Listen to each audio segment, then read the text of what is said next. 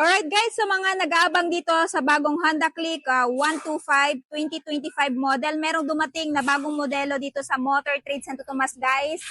At sa unang tingin hindi nyo makikita yung difference, pero kung gigilid kayo banda dito guys, makikita nyo na wala na siyang decals, kundi emblem na lang. So ito yung latest model ng Honda Click 125 na available dito sa Maya Motor Trade. Ayan, actually dalawa yung color variant na available dito guys.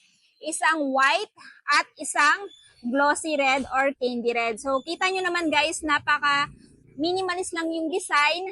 At for me, goods na goods to sa mga nahilig sa plain color. So, ngayon, pag-usapan natin guys yung updated price nito, kung magkano na ba ito ngayon dito sa may Motor Trade. May plano kayong bumili dito kay Honda Click 125 guys. Ito ngayon ay may updated price dito sa Motor Trade na spot cash is 86,900, pero kung kukunin nyo ng hulugan, down payment naman ito ay, ayan, 6,600 at monthly sa 3 years na 4,381 at rebates na 500. And ideal itong motor na to, pang araw-araw, pang negosyo, pang pasok sa trabaho, at pang grab. Ayan, kaya ano pa hinihintay nyo? Kung interested kayo nito, pumunta na kayo dito sa may Motor Trade Santo Tomas.